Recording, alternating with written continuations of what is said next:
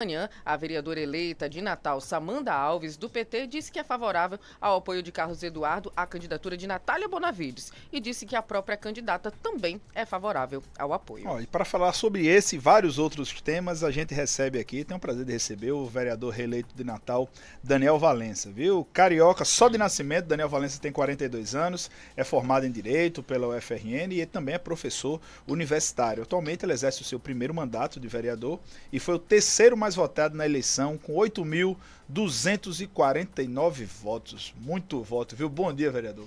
Bom dia, Júlio. Bom dia, Andressa. Bom dia a todos e todas que nos acompanham aqui pela Jovem Pan. É um prazer estar aqui dialogando com vocês e aproveitar, deixa para agradecer cada uma das 8.249 pessoas que votaram na gente, né? Foi a maior votação. Já foi na casa dessas pessoas? Não Dá tem como. Tempo não? Não tem como ir em todas elas. Vai ter que arranjar um voto, vai ter que ser mais de 24 horas. Mas tem como mandar um dia. cheiro muito grande, um agradecimento do coração. Foi a maior votação da história, né, para a Câmara que nós tivemos. Natália tinha tido recorde em 2016 com 6.202 votos. Na nossa plenária final ela fez: Valença, vai lá e quebra o nosso recorde e graças a muitos militantes, nós conseguimos fazer com que houvesse uma votação tão expressiva, né? Foi uma votação baseada na defesa do que foi o nosso mandato, das nossas ideias, na defesa de uma gestão, né, Natália Bonavides, ou seja, ao contrário de muito do que nós vimos no dia 6 de outubro, de assédio eleitoral, de compra de voto, de poder econômico truando essa cidade, esses 8.249 votos foram fruto, né, de consciência e uma perspectiva de mudança para a cidade. Daniel, você foi um dos mais votados, acho que foi o vereador mais votado da Zona Sul de Natal, se eu não me engano aqui, foi uma votação bem expressiva, quase 4.000 votos na Zona Sul de Natal, também foi votado lá na primeira zona, ali na região da Ridinha também, que você tem um trabalho, fez muitas atuações, muitas intervenções lá na Ridinha. Eu queria saber, Daniel, para o seu segundo mandato, qual vai ser o foco de Daniel Valença na Câmara Municipal?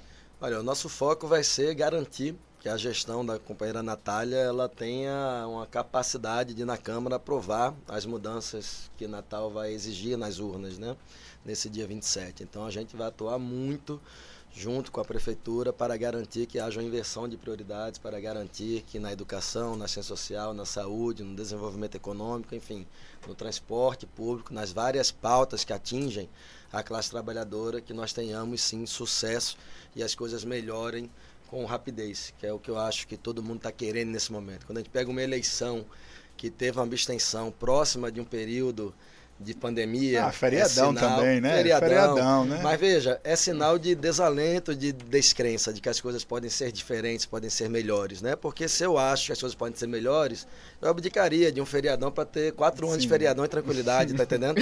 Mas como eu tô achando que não vai ser melhor, então vou embora e não vou votar. Sim. Eu acho que a nossa tarefa agora, nessas 2 próximas semanas, é convencer as pessoas que sim, nós podemos fazer diferente, sim, essa cidade ela tem vocação para ser muito melhor do que ela tem sido ao longo desses últimos anos. A gente ia perguntar sobre o apoio a Carlos Eduardo, mas vai perguntar só no final. Guarda isso aqui pra gente, Andresa Menca.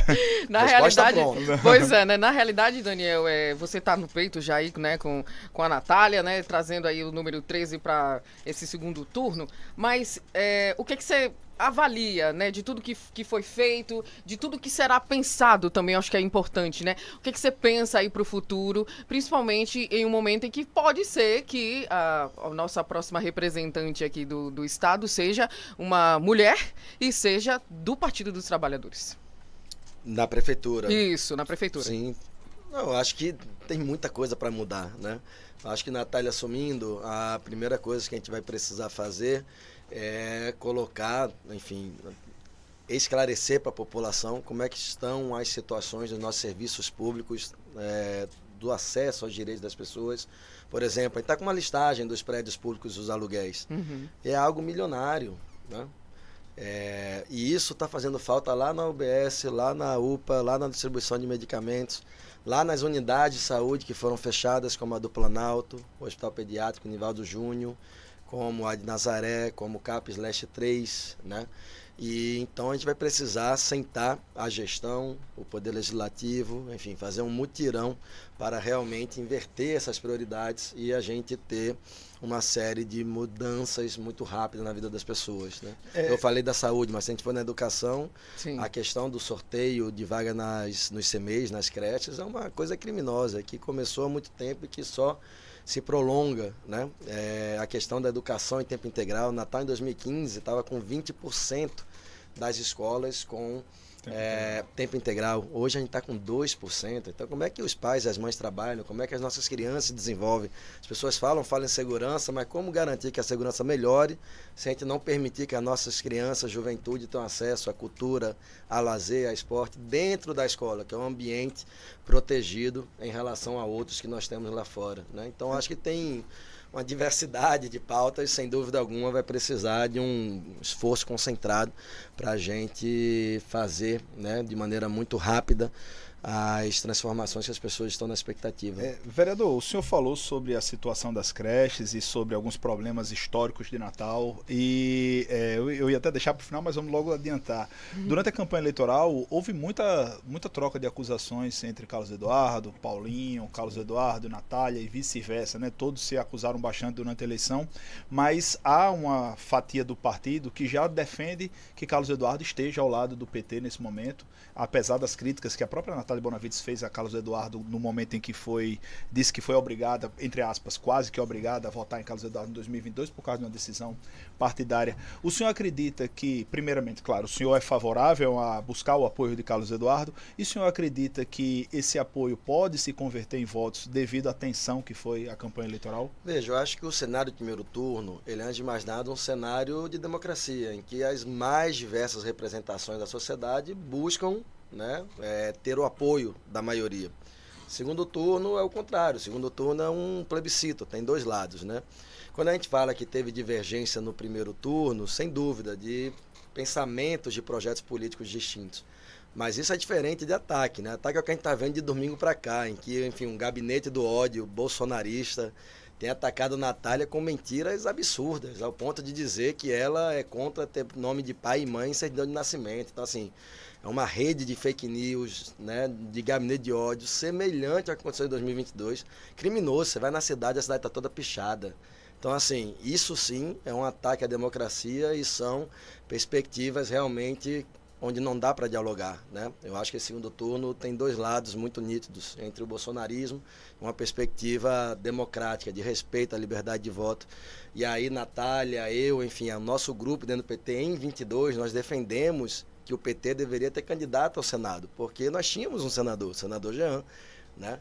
E dentro do partido, a posição que prevaleceu foi apoiar Carlos Eduardo. E nós somos do PT. No PT ele é assim, ele tem uma diversidade de grupos, de opiniões, mas ele se reúne democraticamente nos seus congressos, nos seus espaços e decide de acordo com a maioria. E a minoria segue a maioria, porque o partido é isso, né? É igual a democracia geral. A maioria vai eleger uma prefeita ou um prefeito no dia 27. E a gente vai respeitar o prefeito. A gente não vai invadir o Congresso ou a Câmara ou a Prefeitura como eles fizeram no dia 8 de janeiro, quando o Lula foi eleito, né?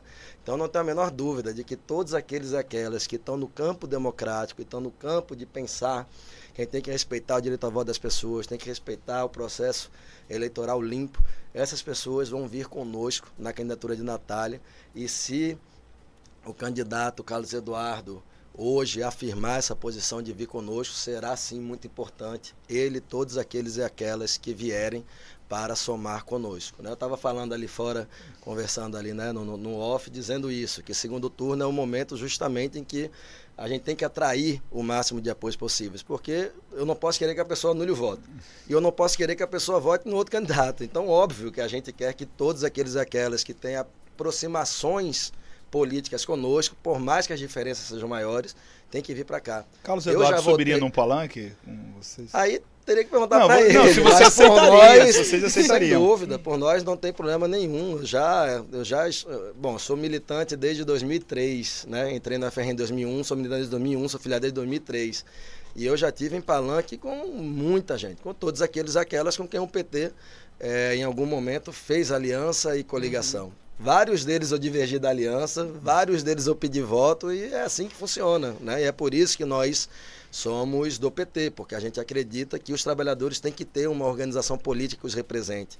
E que essa organização, os seus mecanismos de democracia interna, eles têm que ser respeitados. Se a sua posição há 20 anos atrás não foi prevalecente, ela tem de ser respeitada. Vereador, agora falar um pouco mais sobre a sua atuação como parlamentar. O senhor teve uma bandeira muito representativa durante um mandato de 2 anos, né? Que realmente parece que o senhor apareceu muito em questões que ganharam muita visibilidade, principalmente lá no caso da Ridinha, que o senhor fez um posicionamento, eu não vou dizer contrário a...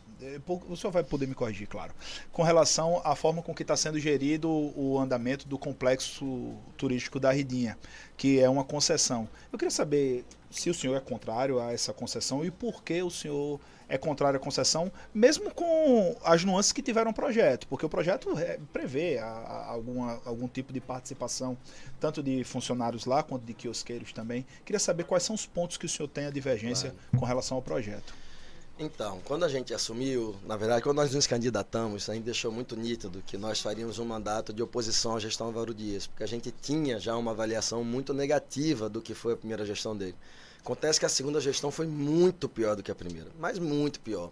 E quando nós assumimos em 30 de janeiro do ano passado, foi justamente quando estava em curso a questão da obra do mercado.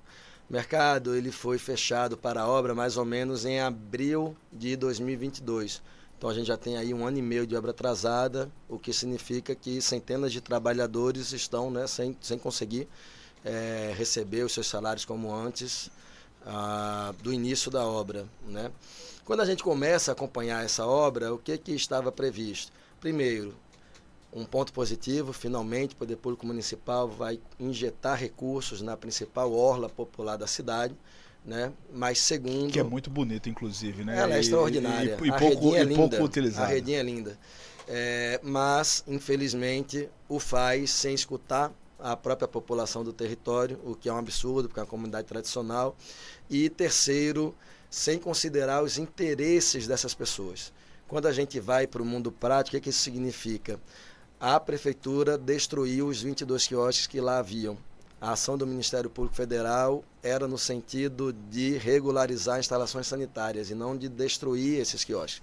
A prefeitura usou esta ação para justificar a destruição. E como aconteceu isso? Chegou nas quiosqueiras e fez, recebe aqui, acho que R$4 mil ou R$7 mil e vai embora porque aqui vocês não são donas desse lugar, né? Então, uma posição autoritária e uma posição nem um pouco legalista ou republicana, né? Nós começamos o problema maior foi durante o processo do que o final, pelo que eu estou vendo. Então, o final vai ser a coroação, vai ser a cereja do bolo, mas eu vou chegar lá. Mas o que importa é que desde o início do processo as coisas foram pensadas para não serem para o povo da Redinha. E a gente conseguiu comprovar isso para a Redinha e para o conjunto da cidade. Quando nós começamos a acompanhar as quiosqueiras, essas pessoas foram se organizando, criando associação, indo para a luta e percebendo que sim, se elas estão lá há gerações, não faz sentido elas serem expulsas desse jeito. Não faz sentido o poder público levar recursos para as pessoas do território saírem do território. Essa mobilização começou a envolver pescadores, porque os barcos ficam estacionados do lado do mercado e aí a empresa que faz a obra queria esse espaço para colocar, né, os seus... fazer a obra. E a prefeitura até hoje nunca tinha pensado num espaço para os pescadores em toda a cidade, então a gente começou a organizar e conquistou um terreno em frente ao Cemitério dos Ingleses, via Secretaria do Patrimônio da União. Chegamos também nos permissionários do mercado, que são 33 boxes, né? E aí você imagina que tem permissionário, mas tem cozinheiro, tem garçom, tem aí, sei lá, 7 pessoas cada boxe desse, né? Então 33 mais 22, dá 55. Enfim, aí você quer que eu faça a conta de cabeça? Vamos chegar lá. Vai dar mais de 200 pessoas. Quando a gente colocar a família, dá mais de 1000, né? Sim. Quando a gente vê esse conjunto da obra, nós fizemos uma audiência popular, o nosso mandato, junto de Natália, juntou 135 trabalhadores, chamamos a CEINFRA, chamamos Sentas, na beira da praia. Na beira da praia. Chamamos CEINFRA, chamamos Sentas, chamamos CEMURB, todo mundo. A prefeitura só mandou cargo do 3º escalão. E todas as demandas que a população levantou, que eram demandas simples, a prefeitura simplesmente ignorou. Por exemplo, durante esse período de obra, que inclusive passou do prazo, por que não prever uma ocupação da orla provisória enquanto dura essa obra? Por exemplo, a pessoa é permissionária, vou armar aqui 10 mesinhas. Mas ficou permitido 3 barracas pelo que... Aí o que acontece? Depois de muita luta nossa, acho que vocês lembram que no dia 7 de setembro a ponte foi fechada, foi um dos dias em que falaram muito em mim nas rádios, dizendo quem estava fazendo baderna, estava não sei o quê. Pois bem, foi a primeira vez que essas pessoas foram ouvidas, quando elas resolveram, num feriadão, fechar a ponte. Eu estava indo, enfim, descansar com minha família e minhas crianças em São Miguel do Gostoso, parei e participei do ato, né?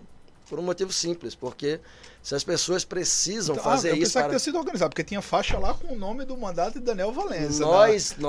Nós, qualquer ato de trabalhadores para exigir direitos, nós vamos contribuir com o que esses trabalhadores disserem que é necessário contribuir. E essa contribuição é com tudo, inclusive se for necessário a minha presença e minha criança de 2 anos, foi o que aconteceu. Porque eu estava indo para outra coisa, no meio do caminho a gente parou e ficou, né? A partir dali começaram a ser enxergáveis pela cidade, porque não estava sendo enxergado o que estava acontecendo na cidade, né? E o que aconteceu depois disto? Esse processo judicial, a juíza de uma maneira muito sensível, ela transformou numa mediação judicial, então ficaram acontecendo audiências, né, de mediação entre prefeitura e trabalhadores, e a prefeitura em determinado momento, este ano, apresentou o projeto de retorno dos quiosques, que como eu disse aqui no início da minha fala, essas pessoas tinham sido expulsas. No processo da concessão já veio também? No processo da... Você lembra que eu falei de um processo judicial sobre as instalações sanitárias? Mas eu falo, essas pessoas também... A concessão vai chegar depois, tá. É a cereja do bolo. Depois disso, nesse processo judicial, a prefeitura apresenta.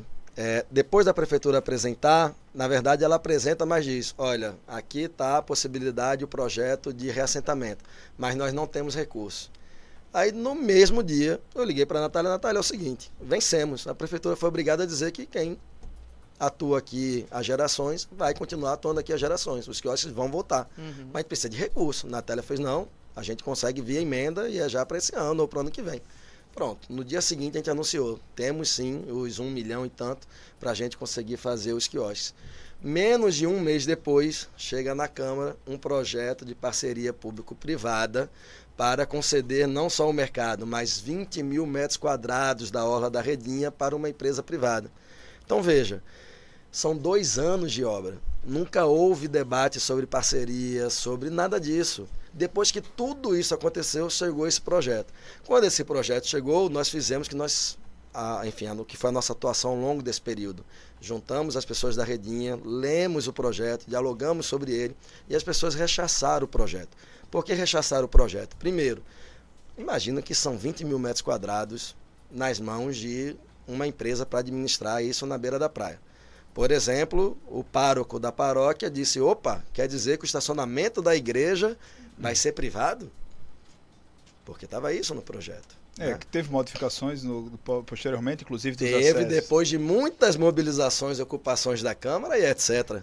E quais foram as modificações? Eram 20 mil metros quadrados, pulou para 16 mil metros quadrados a concessão. A empresa que porventura vencer essa concessão, e ela, vamos combinar, né? A prefeitura entrou com 30 milhões, a empresa por enquanto não entrou com nada. Ela vai ter 25 anos para administrar esses 16 mil metros quadrados. E tem também uma contrapartida, só para fazer o serviço completo. Tem também a contrapartida que vai ter que dar a cutelaria, isso na verdade será o poder público que vai dar, mas também não sei, vai ter isenção durante um período também de locação, porque isso tudo estava no projeto. O que eu pergunto era se no fim das contas, porque o senhor é professor, muito didático, aí a gente pegou historiando isso tudo, mas para a gente ser um pouco mais objetivo, claramente, e respeito demais a explicação, e é importante, claro, mas para a gente ser mais objetivo, vereador, do projeto que está posto, que está aprovado, eu queria saber sua avaliação do projeto, se está em termos ok, e se para um futuro próximo o senhor pensaria em um eventual, inclusive, vitória de Natália Bonavides, em uma revisão desse projeto, e se isso não causaria uma insegurança jurídica em quem porventura venha a investir lá do complexo turístico. Fiz 3 perguntas em uma, me desculpe.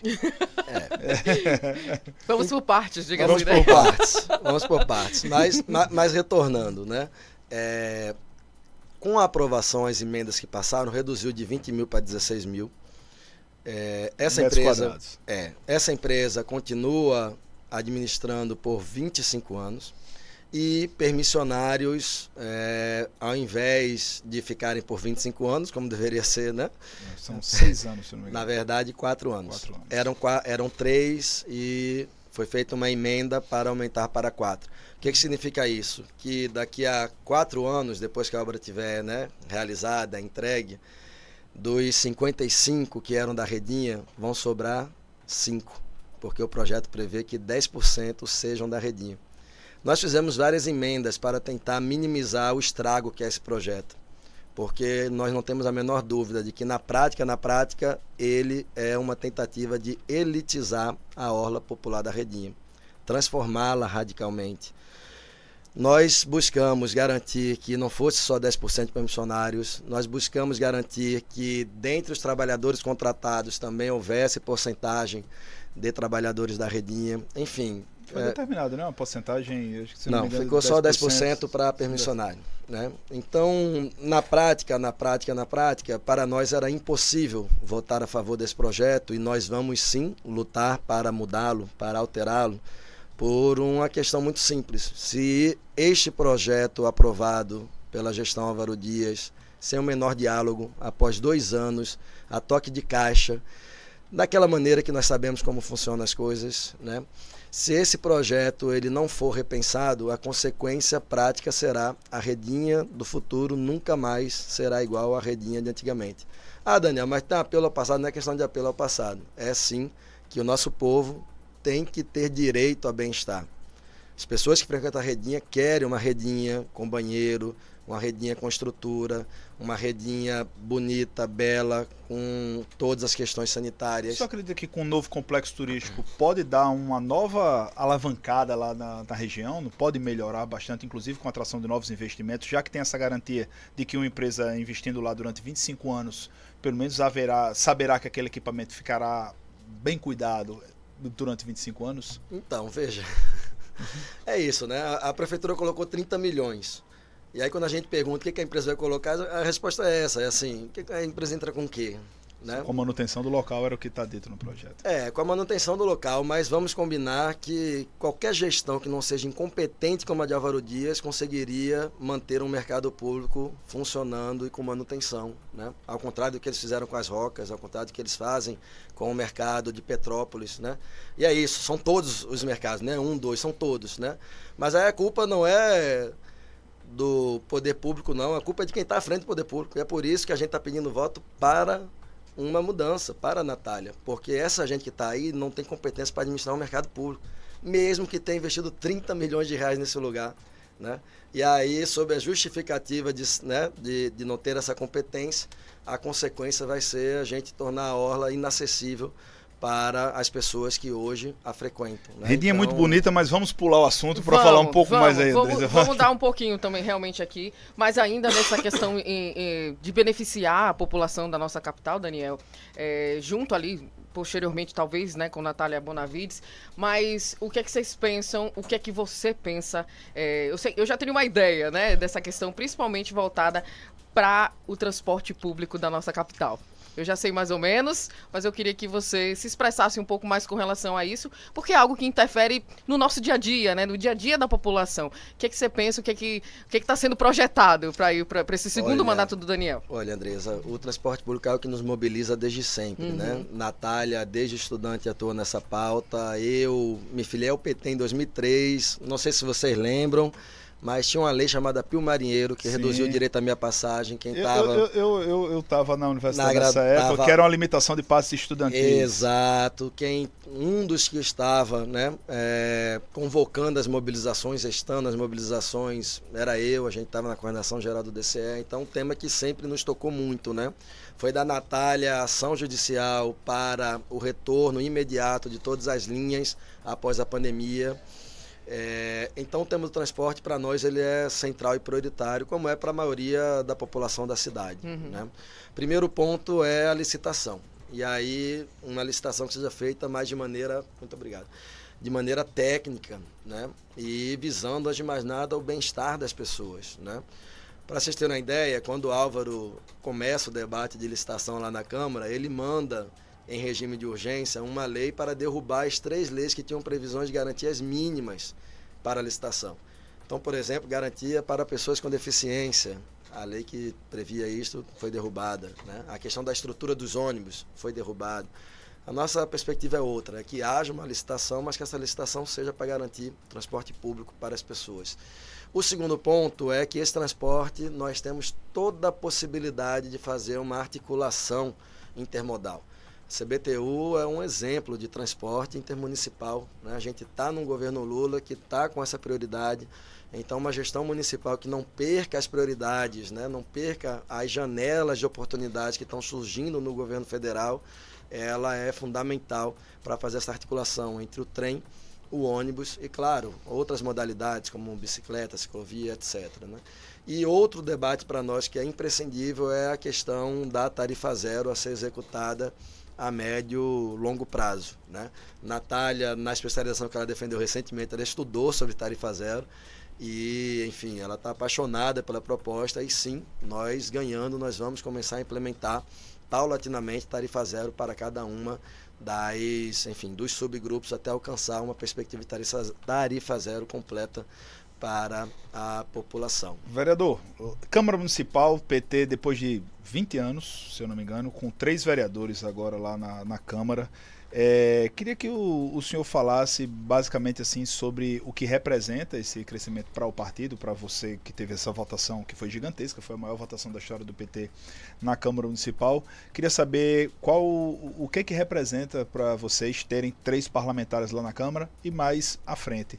Já tem candidato para a presidência da Câmara no ano que vem? Se sim, anuncie seu voto. Não, nesse momento a nossa candidata se chama Natália Bonavides. Mas ela não, não é para a Câmara, não. Ela foi vereadora só 2 anos. Ela foi a mais votada em 16, 2 anos depois já foi eleita deputada federal, sem padrinho político, sem nada. Então a gente quer elegê-la prefeita agora e aí depois disso a gente vai debater. Alguém já procurou o senhor para discutir a eleição da Câmara Municipal? Não nos procuraram. Não nos procuraram ou o senhor não quer falar sobre isso? Eu acho que não é o momento. Tá. Eu acho que esse é o momento de nós estarmos na rua desde segunda-feira foi um dia de descanso, né? Segunda-feira foi mais difícil. Mas... Descanso, não, a gente estava aqui 8 da manhã. Não, eu tive 2 reuniões ainda, daquelas que começam e não terminam, sabe? Aquelas sem fim. Mas eu digo descanso de rua, né? Não teve bandeiraço, não teve caminhada, não teve panfletagem, mas desde terça que a gente já começou uma rotina de aliar as agendas institucionais com também as agendas de campanha. Até porque o domingo foi o dia do seu aniversário, né? O domingo da eleição. Foi meu aniversário. Cantou parabéns na urna. Nesse domingo nós tivemos esse presente, no dia 27 vai ser o presente do presidente Lula, que é o aniversário dele. Ele vai ganhar de presente logo a eleição de Natália. E ele vai dar de presente a Natália a presença dele aqui? Vai dar de presença. Porque no primeiro turno esse presente ficou na expectativa, né? Mas ele vem, Daniel? Ele vem mesmo? Ela gravou com ele ontem, em Brasília. E ele... Mas gravar com inteligência artificial até eu gravo, não, se for o cara. Eu sei que foi. Não, eu sei. Inteligência artificial, não. Eu sei que não, mas eu tô falando que ele... Mas ele prometeu vir. Prometeu vir? Pronto, porque a gente tá vendo que ele vem para Fortaleza, vai para Belém e no primeiro turno também tinha promessa que ele viesse. Natal é uma prioridade absoluta do PT Nacional, né? Agora, no primeiro turno teve muitas dificuldades, por exemplo, teve a questão das queimadas, teve uma série de, enfim, acontecimentos no país, inclusive criminosos, e que meio que afetaram um pouco a agenda como estava prevista. Mas para agora já está prego, né? Prego batido, ponta virada. Que ele vai vir aqui para reforçar o nosso esforço de cada uma, que eu acho que é o principal e é isso que eu tenho de todo lugar. Que quem vai decidir essa eleição não é o poder econômico, não é o poder das secretarias, quem vai decidir essa eleição é cada uma que está nos escutando, se convencendo e percebendo que a gente tem uma oportunidade histórica de fazer essa cidade mais humana, mais feliz E a alternativa para isso é eleger a companheira Natália. A gente poderia passar 2 horas conversando, Sim, porque... mas eu já ia te cortar, porque... Não, exatamente, porque Tiziane falou aqui, assessora muito competente, assessora Sim. de... Não, que ele vai querer falar muito, porque ele é professor, tudo mais, foi didático. Tô morrendo de saudade de sala de aula também. Ele é didático. Tô morrendo de saudade de sala de aula. Quando eu vejo o microfone e começa a falar, não para. Oh, meu Deus. Mas, ó, isso tem um lado positivo, com certeza absoluta, né, Daniel? Quero te agradecer, muito obrigada, viu, pela sua presença aqui no nosso programa hoje, por trazer, né, todas essas informações que são necessárias, assim, cada vez mais levar a informação é de suma importância, né, para que as pessoas entendam cada lado, enfim, e que não existe o lado, né, que na verdade não existe um lado. E quero te agradecer, muito obrigada, viu? Eu que agradeço, gente. A gente fica à disposição, agradeço a quem nos acompanhou aqui pelo YouTube, quem vai acompanhar posteriormente na tribuna. A gente fica à disposição sempre que convidados, estaremos aqui dando a nossa contribuição para vocês também. Prazer. Maravilha! Gente, conversamos aqui com o Daniel Valença, né, vereador reeleito aqui pelo PT para a nossa capital Potiguar. Se você, de repente, chegou só agora, né, Júlio? Vai lá no YouTube Volta um que você... pouquinho. Volta um pouquinho no YouTube. Ou então aí lê você daqui vai... a pouco no portal da Tribuna do Norte. Pois é.